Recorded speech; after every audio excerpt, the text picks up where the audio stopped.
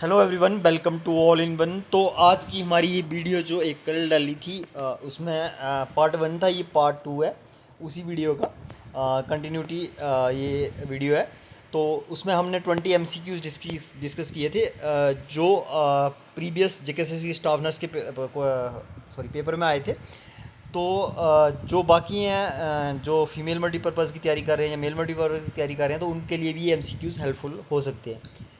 तो इसमें हम इस वीडियो में भी हम 20 MCQs देखेंगे पूरे, और कोशिश करेंगे कि जितना शॉर्ट टाइम में एक्सप्लेन हो सके एक्सप्लेन करने की कोशिश भी करेंगे। तो ये मैं आपको बता दूं प्रीवियस पेपर है, जैसे मैंने पहले बताया 2021 में जो हुआ था CVT हुआ था, तब कंप्यूटर बेस्ड टेस्ट हुआ था। अभी जो 28 को है इनका स्टाफ नर्स का, वो OMR बेस्ड होगा। और जो फीमेल मल्टीपर्पज़ का है शायद 9 अगस्त को, आप देख लें डेट, वो भी OMR होगा। तो ये CVT था। इससे पहले भी कुछ क्वेश्चन है जो मैंने प्लेलिस्ट बनाई हुई है इस पे, स्टाफ नर्स के फार्मासिस्ट के या फीमेल मल्टीपर्पज़ के 1-2 क्वेश्चन पेपर डालें, वो भी आप देख लें। तो शुरू करते हैं। उससे पहले आप चैनल को सब्सक्राइब कर लें, वीडियो को लाइक शेयर जरूर कर लें। यहाँ पे कल मैंने एक क्वेश्चन छोड़ा था आपके लिए कि आप उसका आंसर किए, एक की दो नहीं किया तो रिस्पॉन्स नहीं आता, अच्छा नहीं लगता है। तो चलो फिर भी मैं आपको बताता हूँ उसका आंसर क्या था। जो इंटरक्रेनियल प्रेशर होता है, इसका इंटरक्रेनियल प्रेशर होता है जिसका यूनिट mm है, ऑफ Hg है मरकरी का, वो जो है 10 to 20 होता है इसकी रेंज। ठीक है, तो ये था इसका आंसर। तो अब नेक्स्ट जो है हम यहाँ पे 21st MCQ देखेंगे। ये है which among the following hormone is are excreted by pancreas. आपने बताने है कि इनमें से कौन से जो हार्मोन है या हार्मोन है वो सेक्रेट पेनक्रियाज करता है। ठीक है, तो इसमें क्या रहेगा आपका, आपने इसमें देखना है ऑप्शन जो है आपके पास वो है T3 एंड T4, बी जो है इंसुलिन एंड ग्लाइकोजन, थायरॉक्सिन है, और टेस्टोस्टेरोन एंड एस्ट्रोजन। तो आपको बताना कि इनमें से कौन से हार्मोन जो है वो सेक्रेट करता है ये पेनक्रियाज। तो कुछ लोग बोल रहे थे कि आंसर कुछ विजिबल है इसमें। मैंने काफ़ी ज़्यादा कोशिश की है कि आंसर आपको विजिबल नहीं हो, पर फिर भी कुछ ना कुछ रह जाता है जिससे विजिबिलिटी आंसर पता चल जाता है। पर मैं हॉनेस्टली आपको ये कहूँगा कि आप हॉनेस्टली दें कि कौन सा आंसर है खुद अपने। तो आप काउंट करें, 20 MCQ मैं कराता हूँ, तो आप उस हिसाब से अपनी देख लें 20 में से आपके कितने आते हैं। अगर अच्छे ठीक हो जाते हैं आपके, तो काफ़ी अच्छी तैयारी चल रही है। तो एक आपके लिए ये मॉक टाइप का भी टेस्ट हो जाता है क्योंकि जेकेएसएससी का ये है पूरा। तो इसका जो आंसर रहेगा बी रहेगा। जिन्होंने भी बी सोचा या कहा तो वो सही रहेगा। यहाँ पे बी इसका राइट आंसर होगा, बाकी कोई ऑप्शन नहीं होगा। नेक्स्ट जो MCQ हमारा क्वेश्चन नंबर 22 है, इस वीडियो का सेकंड है। In which among the following conditions the height of uterus is more than the period of amenorrhoea.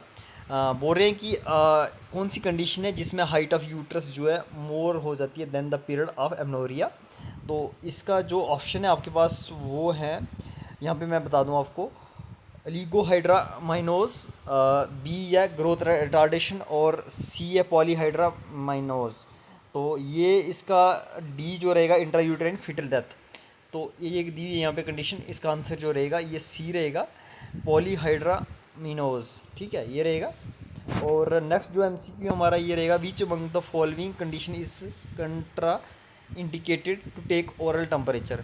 बोल रहे हैं कि कौन सी कंडीशन है जिसमें कंट्रा इंडिकेटेड है टू टेक ओरल टेम्परेचर।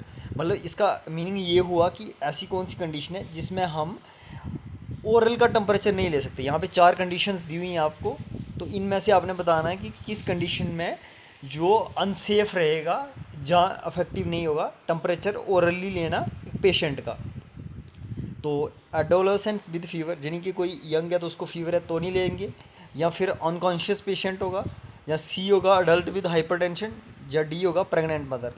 तो ये इसमें मैं आपको बता दूं, ये होगा अनकॉन्शियस पेशेंट। अनकॉन्शियस पेशेंट होगा उसमें कंट्रा इंडिकेटेड, इसका मतलब होता है कि अनसेफ, जब मतलब नहीं लेना चाहिए, नहीं ले सकते हैं।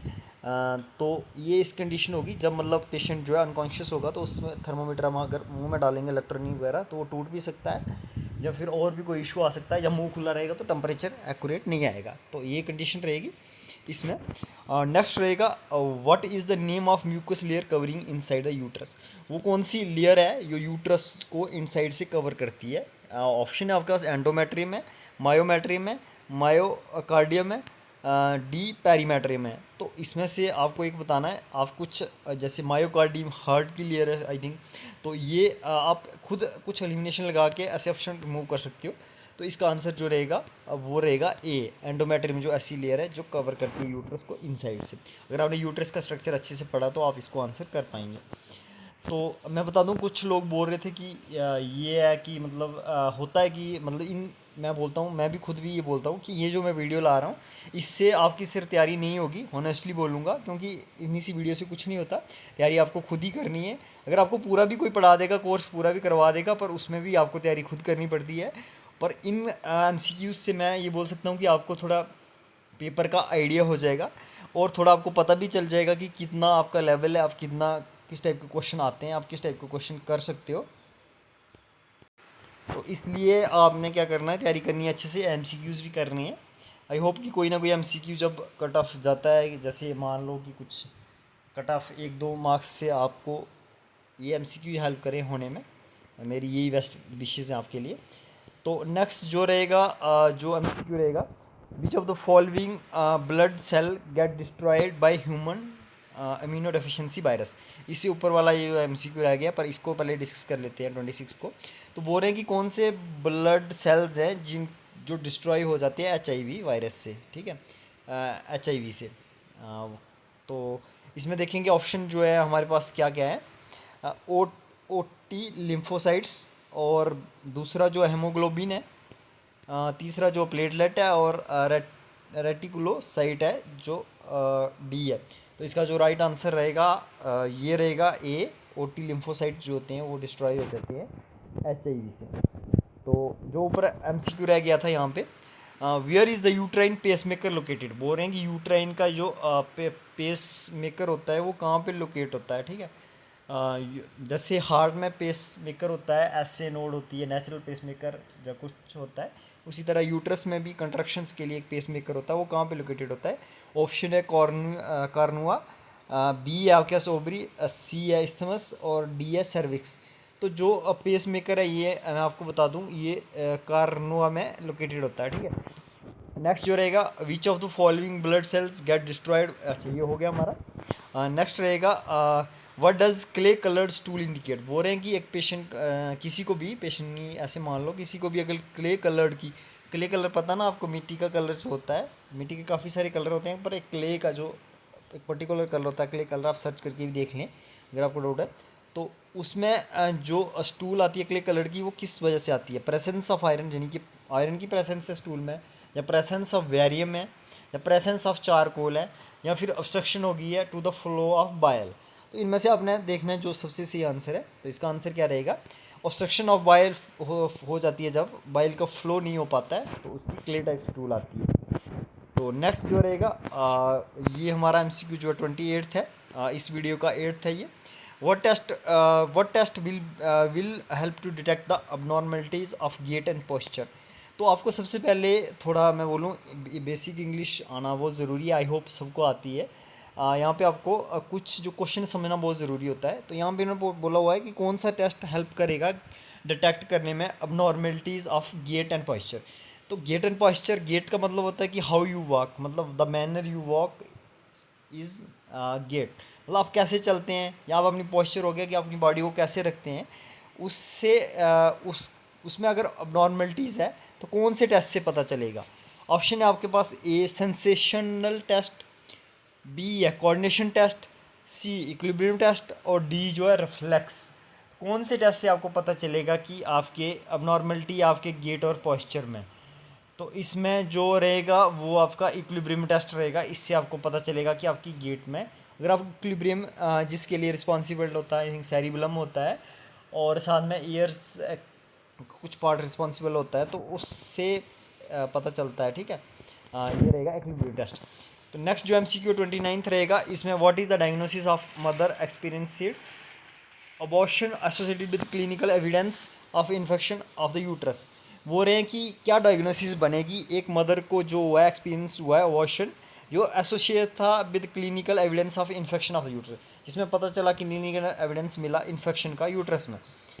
तो वो कौन से टाइप का डायग्नोसिस बनेगा उसका, A spontaneous abortion, B threatened abortion, B septic abortion और डी मिस्ड अबॉर्शन। तो इनमें से आपने टाइप्स ऑफ अबॉर्शन अगर पढ़ा है तो इसमें ये आंसर क्या रहेगा, सेप्टिक अबॉर्शन। ठीक है, ये डायग्नोसिस बनेगी एक मदर की जिसने अबॉर्शन हुआ है, एक्सपीरियंस किया है, एसोसिएट था वो क्लिनिकल एविडेंस ऑफ इन्फेक्शन के साथ। ठीक है, यूट्रस की। 30 जो रहेगा यहाँ पे हम एमसीक्यू इसका, which part of the eyes are responsible for peripheral vision. बोल रहे हैं कि आइज का जो कौन सा पार्ट है जो पेरीफेरल विजन के लिए रिस्पॉन्सिबल है। तो पेरीफेरल विजन क्या होगा, आउटर विजन जो होगा उसके लिए कौन सा पार्ट जो है रिस्पॉन्सिबल होगा। ए ऑप्शन आपका रॉड्स, बी इरीज, सी ऑप्टिक नर्व, डी कोन्स। तो rod and cone shaped cells आपने पढ़े होंगे, आइज में होते हैं ये, फोटो रिसेप्टर्स होती हैं रॉड्स। तो इसमें जो है आंसर जो इसका है वो रॉड्स रहेगा। रॉड्स जो है आउटर एरिया में आइज़ की ज़्यादा कंसनट्रेटेड होती हैं और ये लाइट को काफ़ी ज़्यादा सेंसिटिव होती हैं, हाईली सेंसिटिव होती हैं। तो ये जो है रिस्पॉन्सिबल होंगी पेरिफेरल विजन के लिए। A factual record of an observation is known as. बोल रहे हैं कि फैक्चुअल रिकॉर्ड ऑब्जर्वेशन का उसको क्या बोलेंगे हम, क्लिनिकल रिकॉर्ड बोलेंगे, फैमिली रिकॉर्ड बोलेंगे, कम्युलेटिव रिकॉर्ड बोलेंगे, एनकीडोटल रिकॉर्ड बोलेंगे। तो इसका जो आंसर है वो रहेगा एनकडोटल रिकॉर्ड, ये डी रहेगा इसका। नेक्स्ट जो हमारा एमसीक्यू है ये है, increased pulsation felt through the lateral fornix during pregnancy is known as. बोल रहे हैं कि इंक्रीज पल्सेशन जो है वो फील की गई है थ्रू लेटरल फॉर्मिक्स ड्यूरिंग प्रेगनेंसी। तो वो उसका क्या साइन है, उसके साइन को हम क्या बोलेंगे यहाँ पे। ऑप्शन है हमारे पास Goodell sign, Jacquemier's sign, Osiander's sign, Chadwick's sign. तो इसका ऑप्शन जो रहेगा वो ओसिएंडर साइन रहेगा, ये रहेगा। ठीक है, नेक्स्ट जो हमारा एमसीक्यू है ये न्यूट्रिशन से आपको I think, how much energy is supplied by 1 gram of protein. बोल रहे हैं कि 1 ग्राम प्रोटीन है, उस कितनी एनर्जी सप्लाई करेगा। ठीक है, अगर आप 1 ग्राम प्रोटीन खाओगे तो ये कितनी एनर्जी देगा। ऑप्शन है आपका 2 कैकल, 8 कैकल, 6 कैकल और 4 कैकल। आंसर बताने से पहले मैं आपको बता दूं, अगर आप चैनल पर नए हैं तो चैनल को सब्सक्राइब करना है, वीडियो को लाइक शेयर ज़रूर करना है। और नेक्स्ट जो पार्ट्स हैं इसके काफ़ी जल्दी आ जाएंगे। पीडीएफ के लिए कुछ लोग पूछ रहे थे, पीडीएफ में जब ये पार्ट सारे ख़त्म होंगे टेलीग्राम चैनल पे, अभी प्रिपेयर नहीं हुआ ये पूरा आंसर वाला, तो ये टेलीग्राम चैनल पे शेयर कर दूंगा। टेलीग्राम चैनल ज्वाइन करने के लिए लिंक मैं कमेंट में भी एक डाला था और आप यूट्यूब से भी देख सकते हो। अगर नहीं मिलता आपको तो आप कमेंट करें, मैं आपको टेलीग्राम लिंक दे दूंगा। ठीक है, तो इसका आंसर ये रहेगा 1 gram of protein, how much of energy supplied करेगी 1 ग्राम। कितनी एनर्जी देगी 1 ग्राम ऑफ प्रोटीन, 1 ग्राम अगर आप प्रोटीन खाते हो तो ये 4 कैकल ऑफ एनर्जी देगी। ठीक है, ये इसका आंसर रहेगा। नेक्स्ट रहेगा, what is the right time of BCG vaccine administered for a child. तो वैक्सीनेशन वैसे स्टाफ नर्स को आता नहीं है, फीमेल मल्टीपर्पज़ में वैक्सीनेशन काफ़ी इंपॉर्टेंट हो जाता है, क्योंकि मैंने जॉब प्रोफाइल भी फीमेल मल्टीपर्पज़ और मेल मल्टीपर्पज़ की डिस्कस की, आप वहाँ पे जाके देख लें। वहाँ पे मैंने बताया हुआ कि जॉब रिस्पॉन्सिबिलिटी, सैलरी पुरानी डिस्कस की है। अगर नहीं भी मैं सोच रहा था एक दिन वीडियो बना दूँ सैलरी की, पुरानी डिस्कस की है, पर उसमें आप डीए वगैरह ऐड कर लें 60% बेसिक में, तो आपको पता चल जाएगा। उसमें जो है जॉब प्रोफाइल फीमेल मल्टीपर्पज़ की और इसकी डिस्कस की हुई है, तो उसमें आपको पता चल जाएगा क्या क्या आपके जॉब के बाद क्या करना पड़ता है। चलो, जॉब लगे करने के लिए तो इंसान कुछ भी कर लेता है आज के टाइम में, जॉब के लिए कुछ भी मीन्स की काम करने के लिए रेडी हो जाता बंदा, क्योंकि काफ़ी ज़्यादा कंपटीशन है।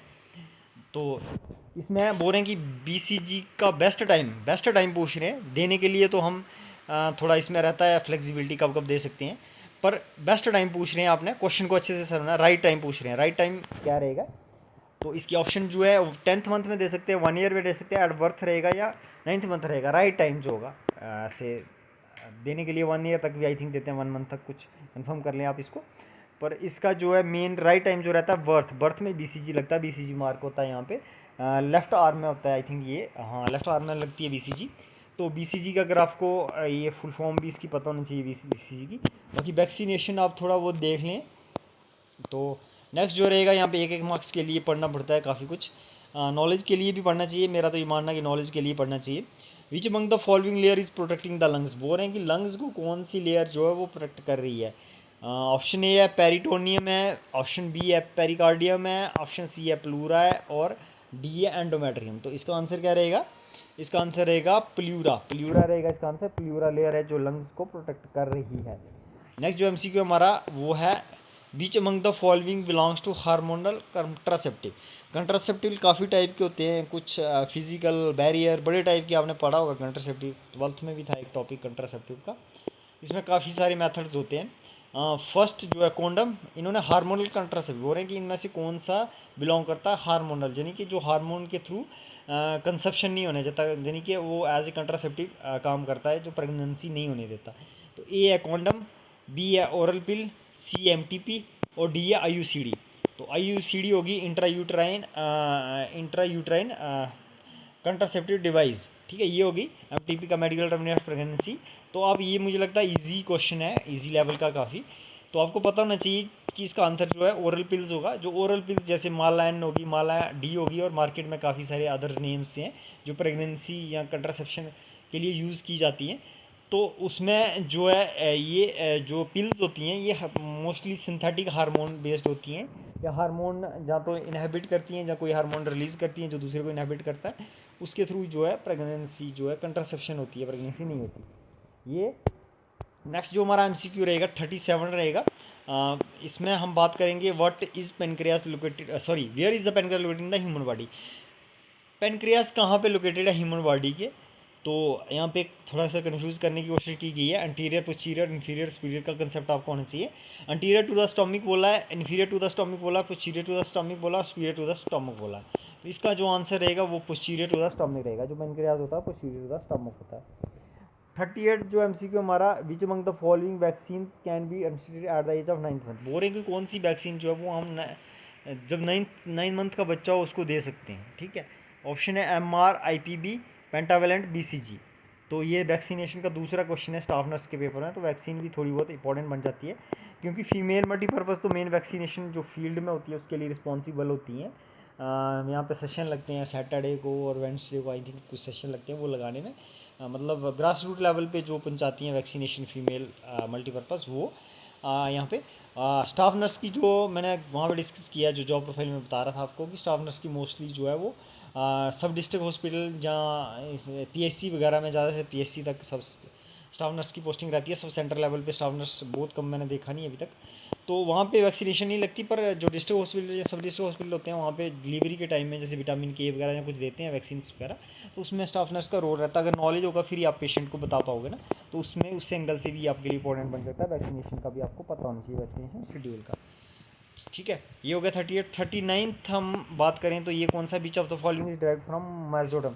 बोल रहे हैं कि इनमें से मेसोडर्म से कौन सा निकला है। स्केलेटल सिस्टम निकला, लिवर निकला, ब्रेन निकला है, लाइनिंग ऑफ द गट निकला है। तो बोल रहे हैं कि कौन सा ड्राइव हुआ है मेसोडर्म से, इनमें से ये जो ऑप्शन है। तो इसमें आपको बता दूं, ऑप्शन पहला स्केलेटल सिस्टम, बी है लिवर, सी है ब्रेन और ये लाइनिंग ऑफ द गट। तो जो इसका जो मेसोडर्म से बना है वो स्केलेटल सिस्टम बना है, ठीक है, स्केलेटल सिस्टम बना है, इसका आंसर स्केलेटल सिस्टम रहेगा। नेक्स्ट जो MCQ रहेगा ये हमारा लास्ट होगा आज की वीडियो का, नेक्स्ट वीडियो कल आ जाएगी। आप रिस्पांस दें प्लीज़, लाइक ज़रूर करें वीडियो को, शेयर भी करें, किसी की ज़रूर हेल्प करेगी, थोड़ी बहुत ही करेगी पर करेगी। तो ये करें और चैनल को सब्सक्राइब ज़रूर करें। यहाँ पे नेक्स्ट बात करें हम, यहाँ पे तो नेक्स्ट है when was DOTS programme introduced in India. तो डॉट्स प्रोग्राम एक टीवी के रिलेटेड है ये। तो ये कब इंट्रोड्यूस हुआ इंडिया में, ये है यहाँ पे 2003, 2013, 1993, 2019। तो डॉट्स प्रोग्राम थोड़ा पुराना है, 1993 आप ऐसे ही रिमूव कर सकते हो 2019, और इसका ऑप्शन जो आंसर रहेगा वो 1993 रहेगा। तो ये था कल के लिए, मैं आपको छोड़ता हूँ, आपने कमेंट करना कि डॉट्स की फुल फॉर्म क्या होती है कमेंट सेक्शन में। तो अब यही था हमारा, नेक्स्ट पार्ट कल उम्मीद आ जाएगा आपके लिए। तो उससे पहले चैनल को सब्सक्राइब नहीं किया तो चैनल को सब्सक्राइब करना है, वीडियो को लाइक शेयर जरूर करना है। Thank you, have a nice time.